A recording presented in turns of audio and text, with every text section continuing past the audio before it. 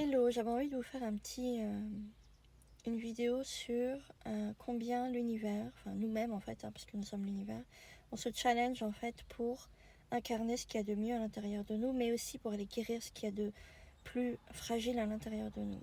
Ça va faire 4 mois que je traverse une période plus ou moins difficile, et je me rends compte combien il y a encore des parts qui émergent qui n'étaient pas guéries, comme l'insécurité, comme le manque, comme il y a quoi d'autre, l'impatience, l'intolérance. Et ce qui est intéressant de voir, et ce que je vois avec ces 4 parts-là qui sont beaucoup présentes en ce moment chez moi, il y a aussi la culpabilité qui est très présente, liée en fait à une demande de divorce, donc en fait à une rupture de famille, où j'ai décidé que chacun allait faire sa route de son côté.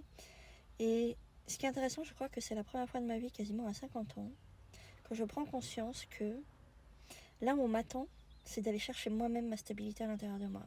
De ne plus aller la chercher chez un partenaire, de ne plus aller la chercher dans un job, de ne plus aller la chercher dans une maison, de ne plus aller chercher en extérieur en fait. Et ça va faire 4 mois que je suis challengée là-dessus, où tous les jours, on me demande d'aller rechercher ma sécurité intérieure. Et ma sécurité intérieure passe par le fait que je dois aller regarder ces parts-là de moi qui ne se sentent pas écoutées, qui ne se sentent pas aimées, respectées. Et au fur et à mesure du temps, là, donc ça va faire quasiment 5 mois maintenant, 4-5 mois, je vois que au fur et à mesure que je prends du temps avec elle, que j'ancre dans la matière de la stabilité, c'est-à-dire de la méditation, de l'écoute, du vide aussi, de l'espace pour les accueillir, plus elles se manifestent de moins en moins. Et je sens qu'elles guérissent en fait, c'est-à-dire qu'elles prennent de plus en plus leur place, mais pas en mode rebelle ou en mode disjonctage ou en mode rébellion totale.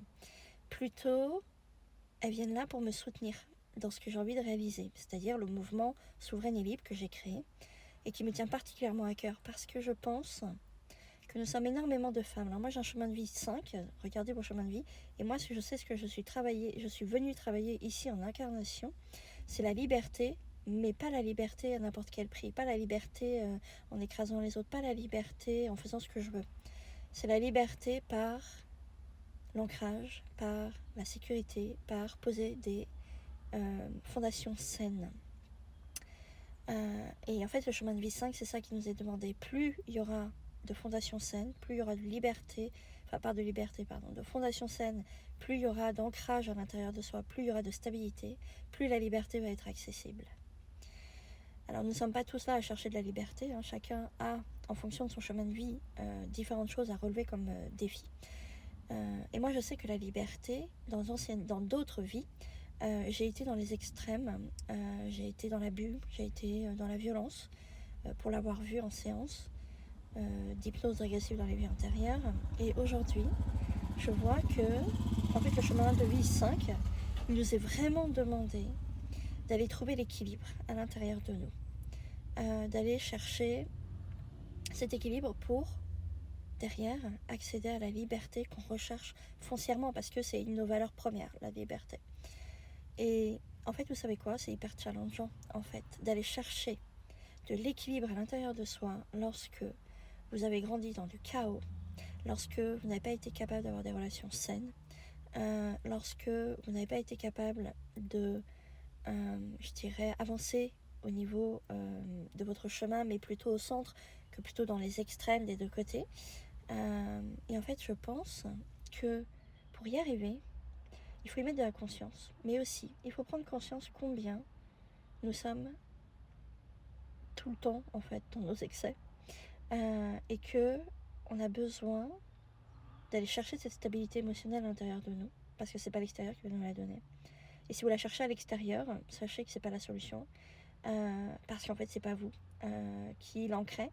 Et en fait ça veut dire que c'est le moment où la personne s'en va, où la situation change, où la personne est différente, ou quoi que ce soit qui vous arrive dans la vie, ou même ce qui se passe à l'heure actuelle, les guerres ou ce que vous voulez, en fait vous êtes en panique, vous êtes dans les peurs, vous êtes dans les angoisses. Et si par contre vous êtes dans la capacité d'aller le chercher à l'intérieur de vous en disant mais en fait ces guerres n'impactent rien de ma vie en fait à l'heure d'aujourd'hui, et en fait je suis rien de ça, de cette histoire, Moi, dans ma conception, c'est nous vivons dans une pièce de théâtre, d'accord? Tout ce qu'on vit n'est qu'une illusion. C'est-à-dire que c'est notre conscience qui projette dans la matière ce que nous devons vivre. Et notre conscience, c'est nous. Donc en fait, nous sommes les créateurs de cette conscience, d'accord? Toutes les personnes qui font partie de votre vie à l'heure d'aujourd'hui sont nécessaires à vous faire grandir d'un point de vue conscience. Et c'est leur rôle. Et le plus difficile, en fait, là, ce qu'il y a, c'est qu'on est challengé. C'est-à-dire que si vous ne savez pas pourquoi vous êtes avec tel partenaire, pourquoi vous vivez telle situation, pourquoi vous êtes confronté à telle chose, en fait, vous ne pouvez pas avancer sur votre chemin de conscience. Vous devez aller chercher les réponses à l'intérieur de vous, elles y sont. Ou alors en vous faisant aider pour comprendre. Parce que, en fin de compte, toutes ces choses qui vous arrivent dans votre vie sont souvent liées à vos vies antérieures. Et, en fait, pour avancer sur un chemin qui soit beaucoup plus serein, beaucoup plus joyeux, beaucoup plus entouré d'amour, il faut défaire ces schémas-là. Sinon, vous ne pouvez pas avancer, en fait. Et pour avancer, il faut être capable de passer du chaos, et souvent on est addict à ce chaos, de passer à la souveraineté et donc à la stabilité émotionnelle, à la paix. Et je peux vous promettre que lorsque vous avez fonctionné comme ça pendant des années, c'est pas si simple. Parce que ça demande beaucoup de conscience, ça demande beaucoup de s'observer dans nos comportements, dans nos attitudes, dans nos parts intérieures qui peuvent émerger. C'est ce que je disais dans l'autre vidéo, c'est que pour moi, on est guéri à partir du moment où si quelqu'un nous fait une remarque, ou la situation mondiale change, ou si on vit quelque chose de difficile, nous sommes capables de rester dans cette stabilité émotionnelle.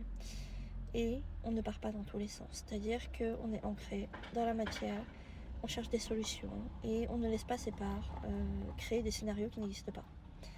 Et ça, en fait, c'est un apprentissage à faire. C'est pareil pour d'un point de vue relationnel aussi.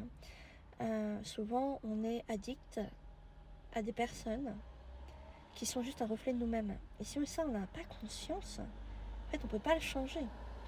C'est vraiment un chemin à faire vis-à-vis de soi, de comprendre pourquoi on a choisi tel partenaire, pourquoi on n'a pas pris tel ami, pourquoi on a tel boss, pourquoi on a tel travail, parce que tout est relié en fait à notre intérieur et à ce qu'on doit aller comprendre de nous-mêmes. N'hésite pas à venir m'en parler si le sujet te parle et je te dis à très bientôt. Au revoir.